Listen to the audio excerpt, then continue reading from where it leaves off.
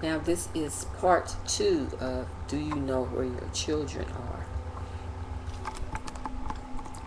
And once again, welcome, Hotep, Islam, peace, love, and blessings. My name, once again, is Sister Janet Young Bay, and I'm also known as Auset Maya Edu Bay. Alright, and before I was cut off, I was saying about the televisions. This is part 2 of Do You Know Where Your Children Are? I was saying about the television, how one should absolutely have a day where they just cut the televisions off. I mean, a lot of people watch television, it's powerful, and the Honorable Elijah Muhammad said back in the early days, one of the pioneers was telling me that he had said that when the television was first made or put out there on the market, I guess it was around the 30s or something like that, when he started teaching through the nation, he said that there would be something inside the sisters' homes, and I'm paraphrasing, there would be something that would sit inside the sisters' homes, and that it would be like a green goddess or something like that he was referring to. And of course, this was a television. He said the sisters have it in their home, and it would be it would just captivate everyone, and people would forget who they were when this television got discovered, and basically that's what has happened. But in the earlier times, the televisions were not as, what I'd say, mature that they showed back then. Was more education. Even back then, there were not that many of us on the screens at all. It was a few of us that were, in the movies, Hattie McDaniels, people like that. And later on, we had Harry Belafonte, people like that, and Lena Horne, those greats, jazz musicians, things like that, that were seen on TV from time to time. Even, I believe, Mr. Farrakhan, he also was on the Ted Mack Hour when he played the violin as a child. So I think he was about 6 years old, something like that he was on. So at that time, there wasn't that many of us on the screen, but at least it was educational. It was culture, like they're saying, they weren't showing our families, but at least the families on there, they were Tamahu, or I call Tamahu, which is really Caucasian or white. But that's how it started out that way. But it had more to it, the impact. And there are other things going on with it as well. But it had more, as I say, of a culture to it at that time. But now we see the television is just so many things that are on there that the parents have to really sit down and guide their children as to what's going on. And that's why the messenger told us, the sisters especially, that to be careful of that television, because you would get captivated by it so much. And I know when I was back some years ago, my children are grown now. Like I said, I'm a grandmother, and I'm very proud of that. But when they were growing up, they had set times that they could watch the television. I didn't let them just sit there and just watch the television. I mean, I read stories to them. They were little babies and things like that. And their father, he interacted with them as well. There were just certain things that we did. They were in sports. My daughter, she took up some ballet. She had a little bit, not a lot, but a little bit of ballet. She took dance lessons, things like that. My son, he played sports, baseball, basketball, things like that. So children back then, they had things to do more so, like my parents as well. There were things we had to do. Then when you got home from school, there were chores you had to do before you could even do those type of things on the weekend, And then even we went to the movies, those were supervised. We were little, we only went to the movies on Sunday. And me and my sisters and brothers, we were reminiscing about this a few months ago, where every Sunday after we got out of church, we were allowed to go to the movies. It was right down the street from where we lived in downtown. So at that time, I met a gentleman about a few months ago. I hadn't seen him in a while, and he used to date one of my friends back in Ohio, and we were talking and reminiscing. He was a friend of my brother's, and he was telling me, he said, there was something about your family. He said, your father would stand outside and just watch over y'all, like when he was off, and y'all were only allowed to go certain areas in the area in front of the house. He said, I remember your father had these big arms, because my father would have on a wife beater and stand outside with his arms crossed. Especially when it came to us girls coming outside, because it was like it was myself, my sister, older sister, and my younger sister. And so my mother would be in the house cooking and things like that, which was a lot of our families back then and neighborhoods were doing that. But he really said that. He said, that really touched me. He said, because your father was on it, he said. And to hear him say that almost made me come to tears when he said it, because I thought about it, that part had, I forgot about it. Like you said, some things in childhood, you forget some things. And he immediately recalled that to my mind, and that really touched my heart a whole lot, to know that you never know who's watching you. And so I just felt blessed. Like I said, my parents, pictures in the background, that's my father with his army suit on, my mother. Background, they're passed on now, but I say Most High be pleased with them, which I know he is, because they instilled in us so much. And we give thanks to our ancestors as well before them. So to make a long story short, I mean, sometimes we have to look back in order to see where we're going. When we look at our communities, like I stated before, the television sets in the messenger once again saying that the sisters have television sets in her home.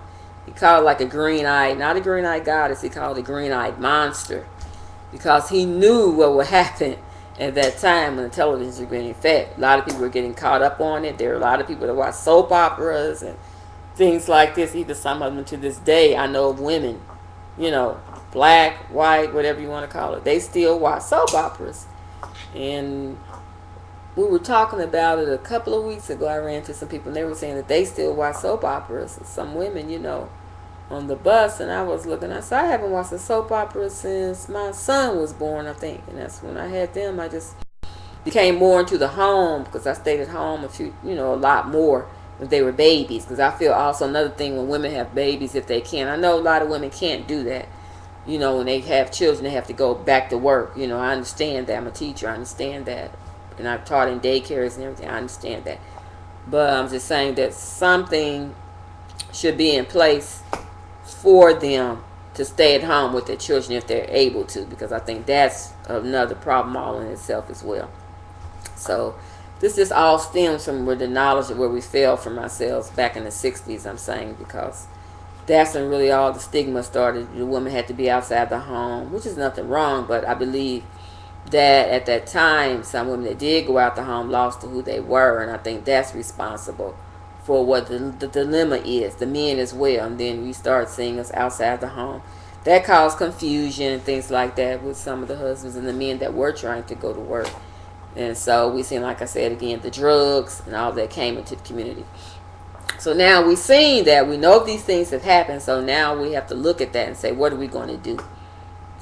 While we still have time to plan this. I mean, we absolutely have to get together, and even by the way of the internet, not just even physically anymore. We have so many ways of communicating and getting the knowledge out there amongst our community and other communities as well.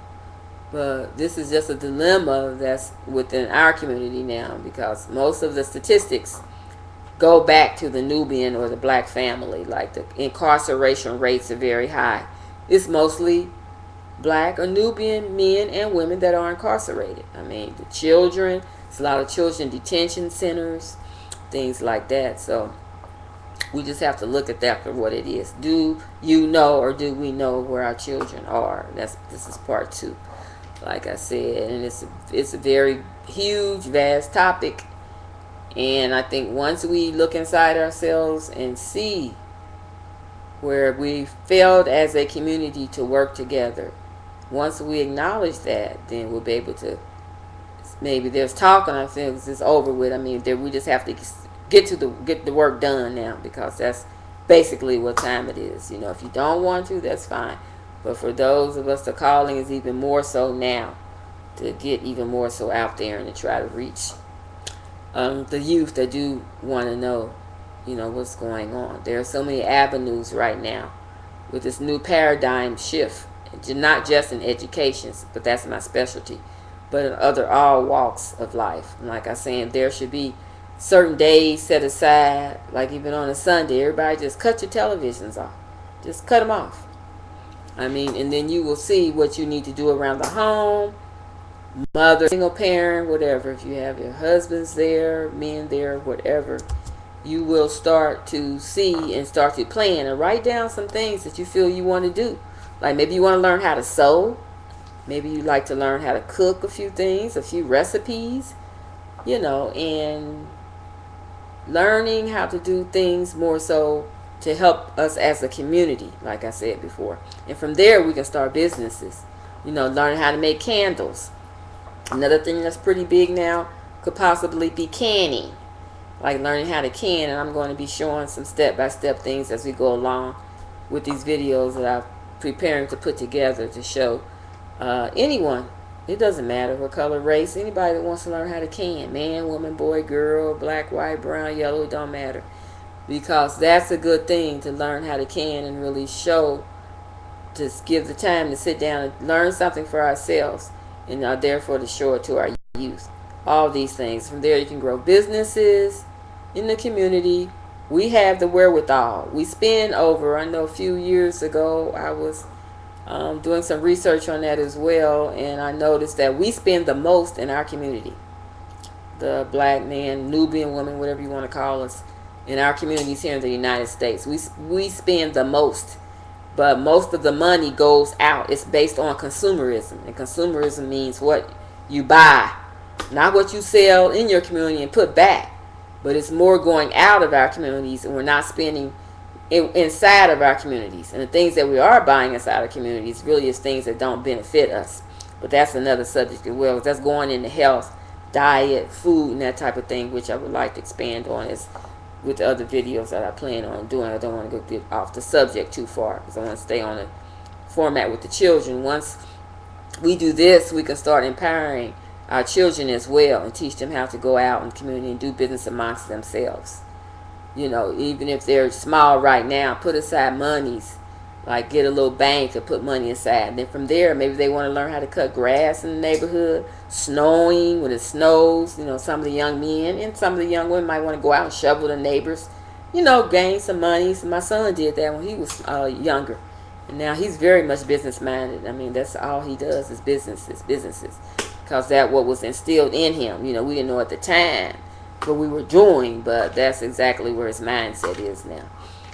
So I believe that would be good in our community. We can empower. We start off small, showing our youth the way as far as them buying and selling goods, whatever they would like to do, whatever their talent lies, we can show them this. And then they can be able to collect little dollars and then expand from that, as they get older as well. Homeschooling is another thing that's going to be really big now because we see the schools are not really addressing our issues as a community. So we're going to have to develop think tanks for that. Some things like that I like to maneuver and get maybe us to thinking about as well in each different cities or whoever be at the grace of the Most High able to pick up on this video and see.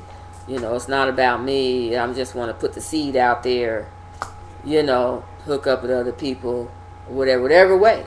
Thought is a powerful thing, So these are the things that must take place right now, while we still have time to uplift each other and also to, show our youth the way because they need it. Just different things. There's just so much that's happening. And I want to also expound on some of the words of Noble Drew Ali. I want to keep him out there in the format because as a teacher, no one ever talks about Noble Drew Ali, and I base my children books off of some of the things that, his inspiration, some of the things that he said, inspired me to do the first children book that I have right now called The Mystery of the Camel. And it's just coming off of some of the things that he said, and I want to just read a couple of things, what he was telling us to do as far as us as a people, because no one really knows about Noble Drew Ali. I just want to keep him in the forefront as well, and along with our other prophets of God who came before him and after him. And one of the things he said, what is truth? Truth is Ad. What is Ad? Ad is Allah, or the Most High. So that's what he's trying to get us to see, to teach the truth, what's really going on around us. We need that, especially as a people. I mean, we have to stop looking to these television sets, other people to teach us.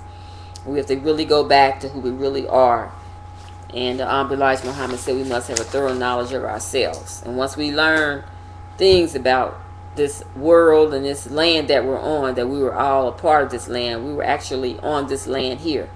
This was all one land mass. And once we find out that we were actually the true Native Americans, this will truly help our children. And that's one of the most profound things that they can learn that will help uplift them, uplift us as well once we find out what really happened with us. And I want to be inspirational to also get some of that knowledge out as well, not just to my children.